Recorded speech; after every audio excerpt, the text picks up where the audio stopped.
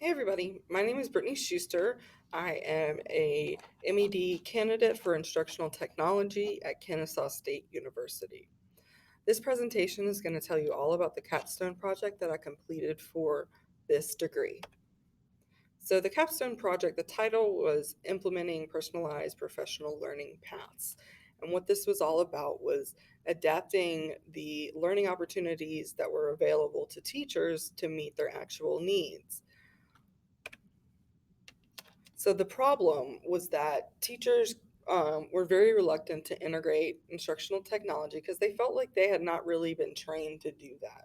They knew what some of the technology was, they knew what it could be used for, but as a teacher, they felt uncomfortable implementing it into their classrooms because they didn't want to be in the position where the technology wasn't working and they couldn't do the lesson. They also expressed a desire to have tiered training instead of a one size fits all training. This proved to be very, very good for most teachers. They really liked that they didn't have to be held back from working with the new teachers, and the new teachers liked that they didn't feel pressure to already know this stuff or to catch up to everybody in one short amount of time. They also were struggling with using formative assessment and differentiation. And and on any given day, you could walk into a classroom and you could see at least 10 students sleeping or on their cell phone or playing a game. So we really wanted to give them opportunities to learn how they could increase their engagement and therefore impact their achievement. So the plan was to create a almost like a menu or a plan for teachers where they could go to various professional learning opportunities and they could learn about a variety of research-based instructional strategies that were student-centered, that had a variety of different tools for teachers to use at all different levels. They completed a needs assessment at the very beginning, which was all about their ability to leverage instructional technology. Um, what were they leveraging it against? The ability to capture the interest of all students. So we didn't want to focus on the students who are low. We didn't want to focus on the students who are high. We wanted to incorporate everybody and the strategies that they learned in their professional development sessions, or excuse me, their professional learning opportunities. They were able to take that and use it in their classrooms. Since teachers had options, they were able to attend learning sessions as when it worked for their schedule, as well as what met their specific needs and interests. Then they followed up on their implementation of what they learned by recording student data, usually a pre-test and post-test or pre-test and midterm, so that they could kind of see how their change in instruction has impacted student learning. To evaluate this, obviously, we started with the needs assessment through Google Forms. And this was just kind of used for teachers to self evaluate and for me to gain an understanding of each teacher's strengths and weaknesses when it comes to integrating instructional technology to improve student engagement and achievement. After the teachers attended sessions, they were required to engage in observations and reflections. This was not something super intense because we didn't want it to feel like there was work, but rather an opportunity to see how their colleagues were handling similar content or even completely different colleagues looking at their classroom management and student engagement. They submitted their observation forms so that we could keep them accountable, but obviously there's no direct connection. So each of the teachers would measure their progress by looking at the student data. So if they had just taken the midterm, they might use that starting data and go to the final exam and see the difference between pre-test to midterm and midterm to post-test, hopefully seeing an increase in achievement as students are being more engaged. So the description of the experience, as I just told you about, like the actual experience, what they did. So what I got from it was that I learned that it's important to develop as a leader um, and a technology coach if that's something that I want to do, and I need to take every leadership opportunity that I have with that. I was also able to create something truly useful for my colleagues and administrators, something that I might add could be replicated or modified to continue on. There was a lot of professional learning and leadership opportunities for me that came from my work in this project. For example, creating the instructional coaching position at my school.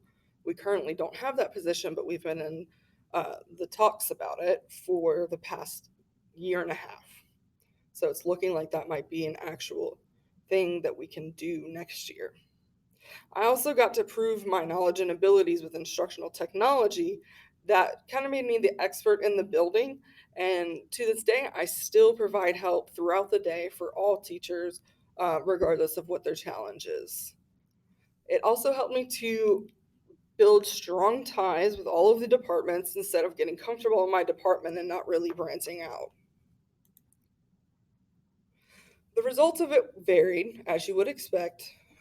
Teachers were either very grateful or apathetic about the learning opportunities, which you're going to have that no matter what, even if you have the most engaging lesson. You're going to have some teachers who just don't want to be there.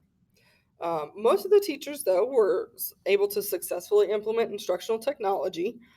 They were able to invite me to their lessons, they were able to invite their colleagues, and they were able to video their lessons to kind of keep an archive of their development. I met with each teacher after the needs assessment and the professional learning opportunities. And in that meeting, I learned a lot of them liked the observation part where they could go in and they could see somebody else's teaching strategies and hopefully gain something from that. For a lot of teachers, the professional learning opportunities sparked a new interest. And that was exciting because we had so many more teachers using instructional technology that you could really see an impact. Within that, I was able to identify 5 teacher leaders who really had the heart and passion for instructional technology.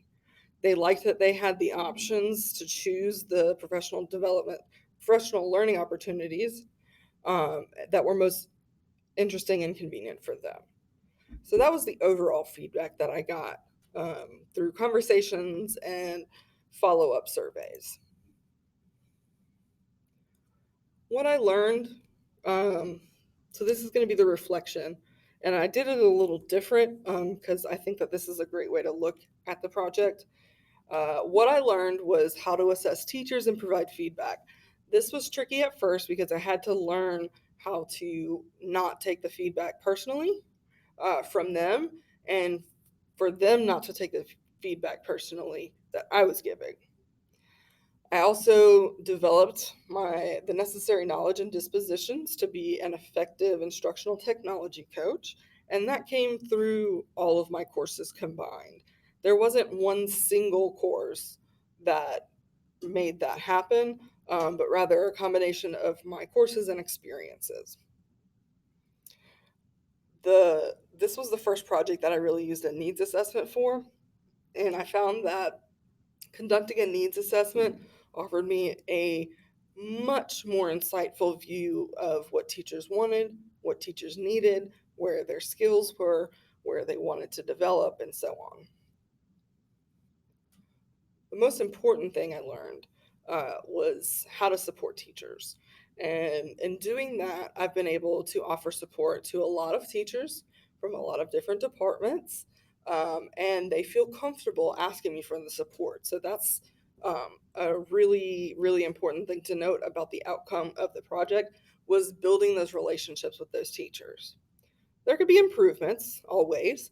So one thing, if I was going to do this again, I would adjust the vocabulary for new teachers versus expert teachers.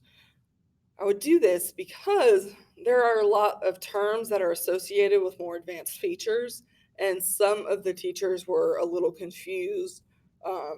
Excuse me, some of the novice teachers were a little confused when it came to using stuff like that. I think I would offer more self directed training opportunities where I can record the training session ahead of time and teachers can work through it at their own pace. I would also provide exemplary lessons of teachers modeling these strategies so that teachers could refer back to those. And I could have teachers or myself collaborate with the subject matter experts to make sure that the content that is embedded in the professional learning opportunities goes along with the content that they are um, going through in the course. I also felt that this project was sustainable. Um, Technology is always changing. So, as soon as you feel like you're on top of it, you know everything, something new comes out or a change is made. So, this project could be duplicated or modified for future use based on the new technologies that come out or based on the needs of students and teachers. The cost of this is relatively low, so that's something that can improve the sustainability. And teachers will always need professional learning opportunities. So, offering them a way to participate in these learning opportunities without feeling obligated, this could be a very good model moving forward. Thanks for taking the time to go through my capstone project with me. Here are my copyright acknowledgments and references. Please let me know if you have any questions. Again, thank you for watching my presentation.